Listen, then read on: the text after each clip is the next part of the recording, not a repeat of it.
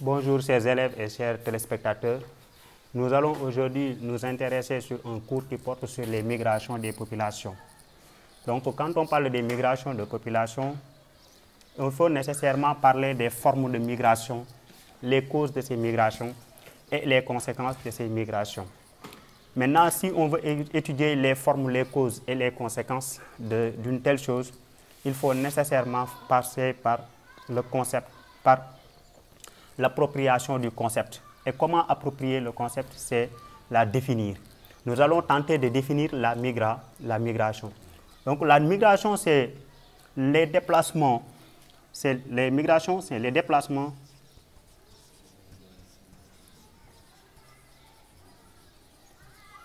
des individus ou groupes de personnes d'un lieu à un autre afin d'y demeurer de manière temporaire ou permanente.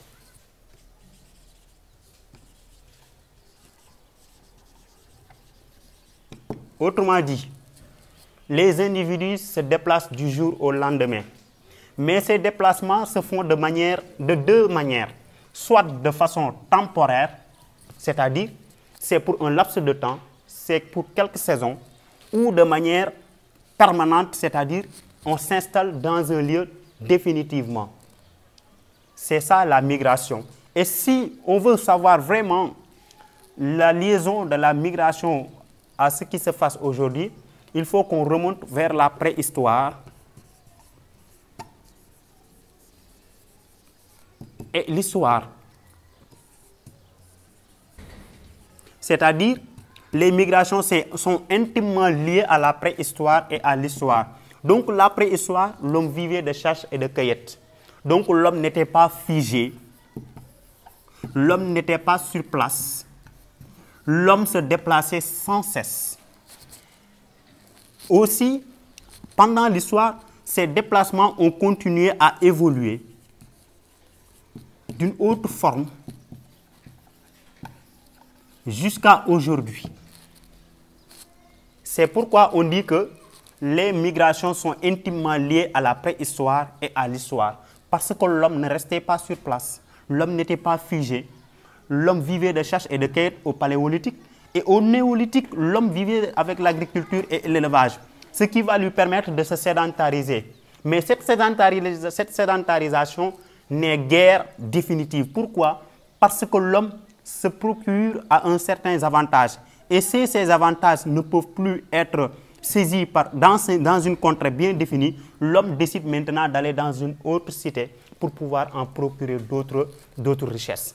C'est pourquoi l'homme change de cité en cité. Maintenant, aujourd'hui, ces déplacements ont donné à une autre forme, connue sous le nom de migration.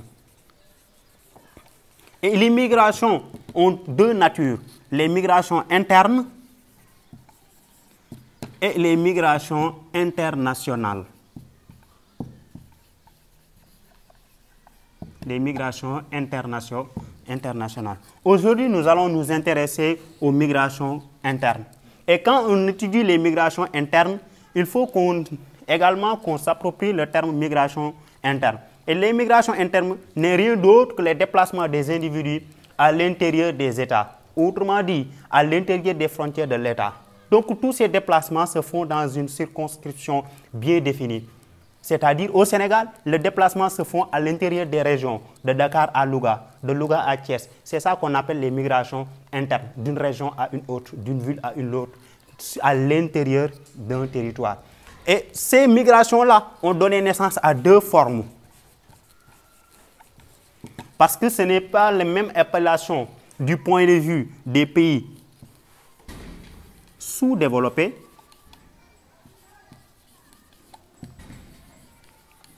comme on l'avait étudié la fois passée, et des pays développés. Les appellations diffèrent d'un pays à un autre, d'un ensemble à un autre. L'ensemble des pays sous-développés, on appelle ces migrations internes l'exode rural. L'exode rural. Mais ici, dans les pays développés, on appelle ces migrations-là les migrations interurbaines.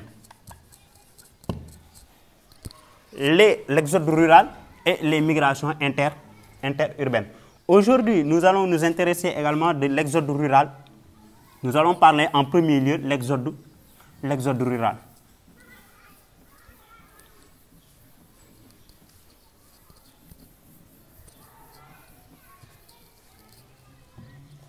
L'exode rural.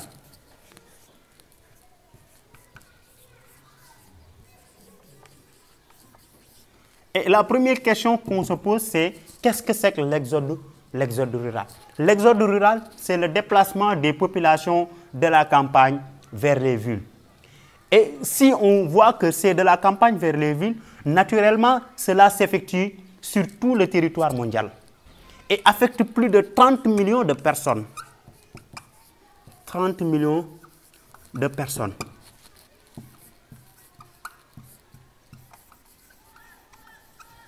Et est responsable en grande partie dans les pays sous-développés de l'explosion urbaine. De l'explosion urbaine. Maintenant, l'autre question que l'on se pose, pourquoi les gens se déplacent de la campagne vers la ville? C'est ça qu'on appelle la cause. Donc, c'est pour une amélioration de leurs conditions de vie. L'amélioration des conditions de vie. Parce qu'en campagne, les hommes pratiquent les mêmes activités, aussi bien pendant la saison sèche que pendant la saison de l'hivernage. Pourquoi? Parce que les mêmes activités économiques se font de manière répétitive. Et les hommes ne peuvent plus vivre convenablement.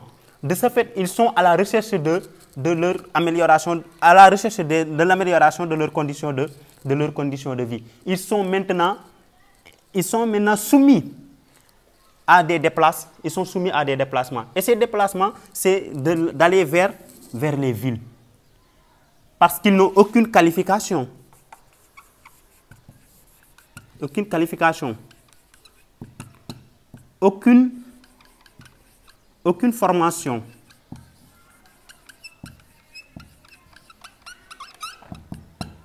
Aucune spécialisation.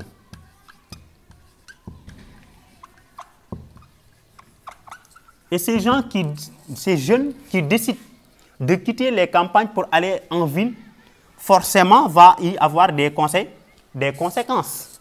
Et ces conséquences, dans la ville, seraient le chômage. Non seulement il y a le chômage, il y a l'insécurité. Il y a l'insécurité, il y a aussi les problèmes de logement. Les problèmes de logement. Je m'explique.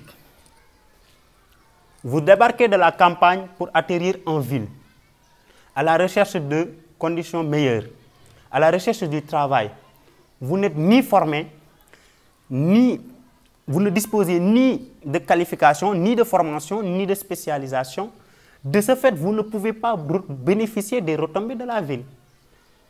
Parce que vous n'êtes pas préparé à faire ces travaux qui s'exercent dans la ville. De ce fait, vous venez dans la ville, vous rencontrez le chômage.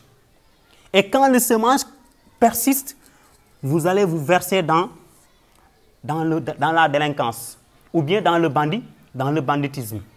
Et ça installe l'insécurité dans la ville. Non seulement c'est l'insécurité dans la ville, mais aussi des problèmes de logement. Vous ne pouvez pas y habiter parce que les loyers sont chers, sont excessivement chers en ville. Et vous êtes en mesure de fabriquer votre votre propre habitation, d'où la naissance des bidonvilles. Dans certains pays, on appelle ça bidonvilles, ou bien on les appelle aussi les taudis. Ou encore, on les appelle les favelas au Brésil. C'est quoi les bidonvilles? Les bidonvilles, ce sont des habitations construites à partir des matériaux de récupération. Donc vous allez dans les déchets, vous allez dans les ordures pour ramasser quelques matériaux afin de construire votre habitation. Mais cela a pour conséquence aussi des problèmes d'assainissement. D'assainissement. Pourquoi des problèmes d'assainissement? Parce qu'il y a de l'insalubrité. Parce que vous êtes installé en périphérie. On ne vous laisse pas s'installer en centre-ville. Vous êtes installé en centre-ville. Vous êtes installé en périphérie. Et les gens vont venir vous accompagner à cette occupation anarchique. D'où l'explosion urbaine, ce que je parlais de l'explosion urbaine. Au fur et à mesure que la ville s'agrandisse, l'État va maintenant être soumis à vous procurer le meilleur. Parce qu'il ne peut pas vous laisser dans ces conditions. Parce que vous êtes des citoyens au même titre que les citadins du centre-ville. Donc, c'est ça l'exode rural. Donc, de manière générale, qu'est-ce qu'on peut retenir? C'est que l'exode rural, c'est le déplacement des populations de la campagne vers les villes et que cela affecte dans le monde plus de 30 millions de personnes et que l'exode rural a comme conséquence le chômage, l'insécurité, les problèmes de logement, mais aussi les problèmes d'assainissement. Et cela peut aussi avoir des conséquences au niveau de la campagne. Et ces conséquences sont le dépeuplement. Parce que plus les jeunes quittent les villages pour aller en campagne, pour aller en ville, ces villages-là vont se dépeupler. Maintenant, les villes, eux aussi, ne peuvent plus supporter le poids démographique. Il y a une augmentation de sa population. Mais aussi, il y a le recul des activités économiques dans les villages. Parce que les gens ne vont plus s'intéresser aux activités économiques du village. Mais contrairement, vont s'installer en ville pour pouvoir travailler comme ils peuvent, même s'ils ne bénéficient pas de qualification et de formation ou de spécialisation. Mais aussi, nous avons en petit 2 nous allons parler des migrations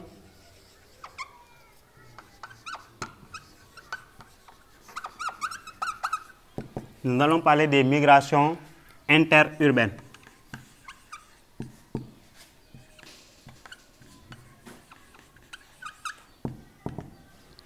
Ici, c'est les mêmes types de migration, c'est l'exode rural et les migrations interurbaines. Mais on parle de migration interurbaine dans les pays développés. Dans les pays développés.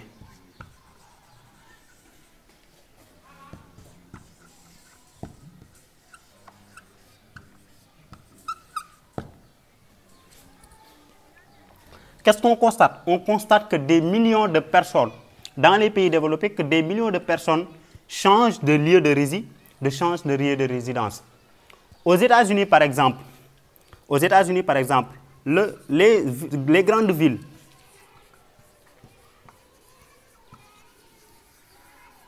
du nord et du nord-est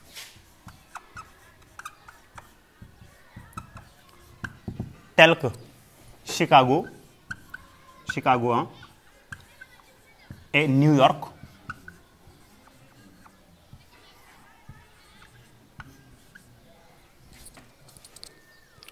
affectés par la crise de leur industrie. On voit que leur industrie, que ce sont des villes qui sont très puissantes, des villes qui sont vraiment en développement, mais qui, à un moment donné, rencontrent des difficultés, que leur système économique est paralysé. Dans ce cas, qu'est-ce qu'on observe? On observe des soldes migratoires, des soldes migratoires négatifs. Des soldes migratoires négatifs. Autrement dit, que les départs sont plus importants que les entrées. Plus la population part, plus la population baisse. C'est dans ce cadre-là qu'on parle que les soldes migratoires sont négatifs. Maintenant, j'ai parlé des pays du Nord, j'ai parlé des grandes villes du Nord et des grandes villes du Nord-Est. À l'opposé, nous avons les grandes villes du Sud. Et ces villes du Sud attirent de plus en plus des gens en quête d'emploi. Pourquoi? Parce que si les grandes villes du Nord sont en crise, les grandes villes du Sud, eux, développent leur industrie. Eux, faire dynamiser leur économie. Dans ce cas, les gens ne vont plus s'intéresser au Nord, mais vont rallier vers le Sud. Maintenant, qu'est-ce qu'on constate? On constate que la population du Sud va s'agrandir, va s'alourdir. Et dans ce cadre-là, les gens qui sont extrêmement riches ne peuvent plus vivre en centre-ville. Ils sont obligés de loger en périphérie. De loger en périphérie. C'est le même cas en Europe. En Europe, ce n'est pas seulement aux États-Unis, mais en Europe, dans les agglomérations,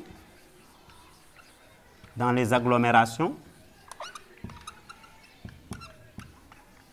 naissance des agglomérations, c'est comme dans les banlieues. On parle d'agglomération, mais aussi on parle de banlieue.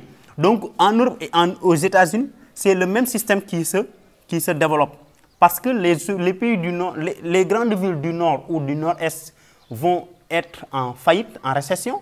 Et ces grandes villes-là vont maintenant voir le nombre de citadins rétrécir ou bien en baisse. Et ces gens-là vont quitter ici pour aller dans le sud. Et quand ils vont dans le sud, ils vont essayer de dynamiser le secteur économique. Et quand le secteur économique est dynamisé, la cherté de la vie commence à se développer. Et quand la cherté de la vie commence à se développer, certains concitoyens vont maintenant préférer d'habiter en périphérie. C'est-à-dire construire en périphérie, à quelques encablures du centre-ville. Mais quand ils s'installent à quelques encablures du centre-ville, qu'est-ce qu'on voit? On voit qu'eux, ils vont se déplacer du jour au lendemain. Chaque jour, ils vont se déplacer vers le centre-ville pour travailler. Comment on appelle ces déplacements-là? Ces déplacements-là, on les appelle les migrations pendulaires. Donc, c'est ce qui a donné naissance aux migrations pendulaires. D'après ces explications, on peut dire que les migrations pendulaires, ce sont les déplacements quotidiens massifs que les individus font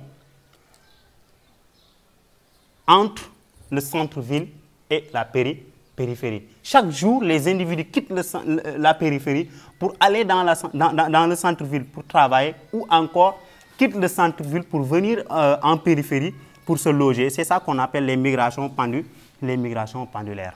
De manière générale, nous pouvons retenir que aussi bien dans les pays du Sud que dans les pays du Nord, les migrations internes sont de même type. Mais ce sont seulement les appellations qui diffèrent.